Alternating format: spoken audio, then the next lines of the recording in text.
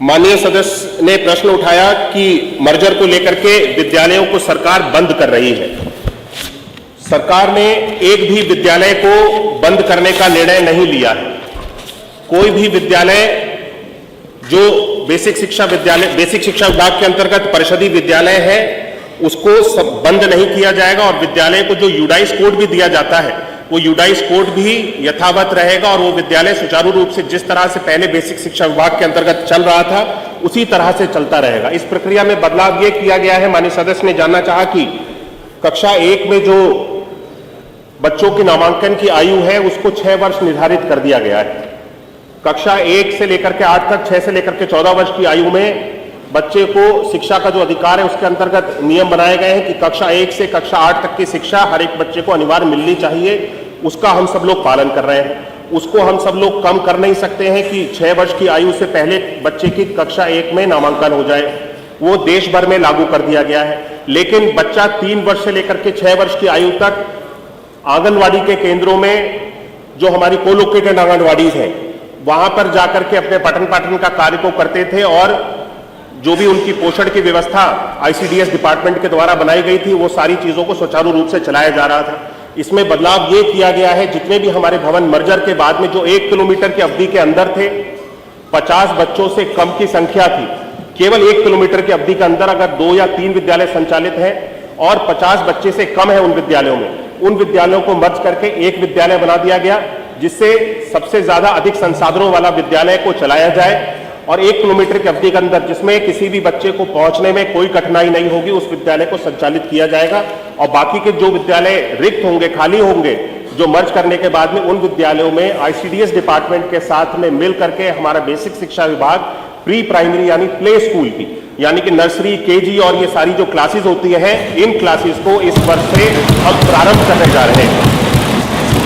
उन्होंने जो अपनी चिंता जताई थी, क्योंकि कक्षा 6 में तो वो 6 वर्ष की आयु में ही कक्षा 1 में नामांकन हो सकता है, लेकिन 3 से 4 वर्ष के लिए, 4 से 5 वर्ष की आयु और 5 से 6 वर्ष की आयु के लिए हमने अलग से प्री प्राइमरी की ये प्ले स्कूल्स प्रारंभ कर दिए हैं और हमारे लगभग 3,500 से अधिक विद्यालय आईसीडीएस डिपार्टमेंट के साथ में मिलकर के कार्य भी करना प्रारंभ कर दिया इन प्ले स्कूल ने। प्राथमिक जो हमारे विद्यालय जितने भी रिक्त हुए थे और इनके अंदर के लिए इन विद्यालयों में पढ़ाने के लिए हमने अलग से ईसीसीई एजुकेटर्स भी नियुक्त किए हैं, जो संविदा पे लगातार नियुक्त किए जा रहे हैं। मैं बताना चाहता हूं कि अभी तक लगभग हमारे ये जो स्पेशल एजुकेटर्स हैं जिनको नियुक्त किया गया है, 19,484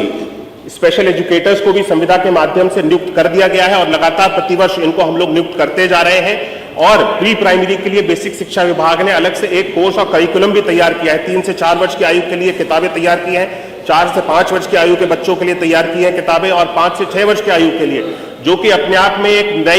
नया पहल उत्तर प्रदेश की सरकार ने किया है। अभी तक बच्चे केवल क्लास 1 में जाकर के सीधे पढ़ाई पढ़ते थे और उससे पहले उनको कोई मूलभूत जानकारी उनके पास नहीं होती थी। अब जब बच्चा कक्षा 1 में जाकर के पठन पाठन का कार्य प्रारंभ करेगा, उसके पास में जितनी मूलभूत पहले से जानकारियां होनी चाहिए, जो सामान्य ज्ञान होना चाहिए, उस प्ले स्कूल के माध्यम से प्री प्राइमरी की क्लासेस में जिस तरह से प्राइवेट स्कूल्स में व्यवस्था बनाई गई है कि 3 वर्ष की आयु में बच्चे का नामांकन हो जाता है, नर्सरी, केजी,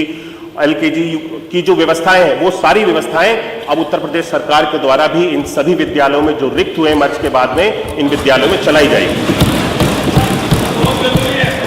एक मिनट, अभी खड़े हैं मंत्री जी। ये व्यवस्था माननीय अध्यक्ष जी, पहले से जब से ये मर्जर की प्रक्रिया प्रारंभ हुई है इसी व्यवस्था को बनाया गया था, लेकिन इस मर्जर की प्रक्रिया को पूरी तरह से राजनीतिकरण कर दिया गया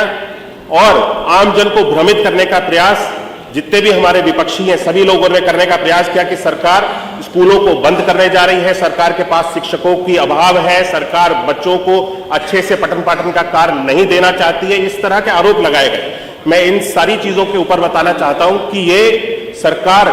उत्तर प्रदेश की सरकार बेसिक शिक्षा विभाग के अंतर्गत बच्चों के पठन पाठन के लिए हमने जितने कार्य किए हैं 2017 से लेकर के 2025 तक, मुझे नहीं लगता कि किसी भी सरकार के अंतर्गत बेसिक शिक्षा विभाग के अंतर्गत इतने कार्य किए गए हैं। मूलभूत सुविधाओं को हमने पहुंचाने का कार्य किया, 19 डिफरेंट पैरामीटर्स पे हम सब लोगों ने कार्य करने का काम हम सब लोगों ने प्रारंभ किया। सोचिए, जिस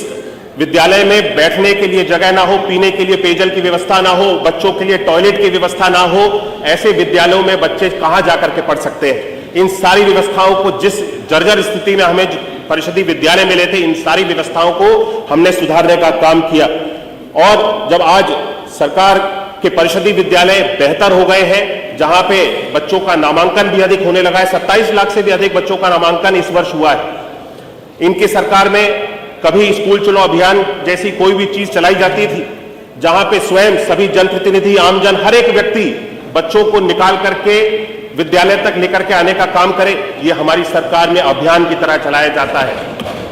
स्कूल चलो अभियान, जिसके माध्यम से एक एक बच्चे को हम विद्यालय तक पहुंचाने का काम करते हैं। ये उन्हीं की सरकार के समय के आंकड़े हैं। 2017 से पहले जहां 3 करोड़ 45 लाख बच्चे विद्यालयों की सुविधा से दूर थे, विद्यालय नहीं जाते थे, ऐसे आंकड़े हैं। आज इन सारी व्यवस्थाओं को पूरी तरह से समाप्त करने का काम किया गया। हर बच्चे तक विद्यालय को पहुंचाने का काम हमारी उत्तर प्रदेश की सरकार ने किया है। हमारी उत्तर प्रदेश की सरकार शिक्षा की स्थिति को, शिक्षा के स्तर को बेहतर बनाने के लिए नए अच्छे आधुनिक विद्यालय बनाने जा रही है। हम सीएम मॉडल कंपोजिट विद्यालय बना रहे हैं, जिसके माध्यम से बच्चों को अच्छी गुणवत्तापरक शिक्षा दी जा सकती है। 30 करोड़ की लागत से एक विद्यालय बनाया जा रहा है, हर जनपद में 2 विद्यालय बनाए जा रहे हैं। हम सब लोग शिक्षा के स्तर को बहुत ऊंचा लेकर के चले गए, माननीय अध्यक्ष जी। थैंक यू, धन्यवाद माननीय